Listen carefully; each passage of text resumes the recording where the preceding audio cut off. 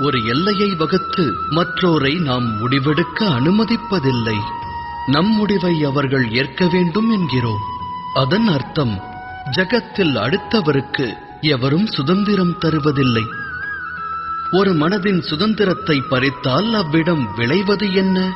குரோதம், வேதனை அல்லவா? வகுக்கப்பட்ட எல்லை உடைக்கப்படும் போது வகுத்தவரின் மனமும் குரோதம் கொள்கிறது. நான் கூறுவது உண்மைதானே?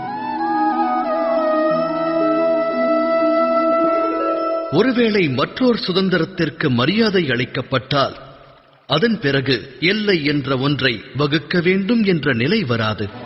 அவ்வாறு ஒரு நிலை உருவாக வேண்டுமெனில் மற்றோர் துன்பத்தை அனைவரும் உற்றார் துன்பமாக எண்ண வேண்டும்.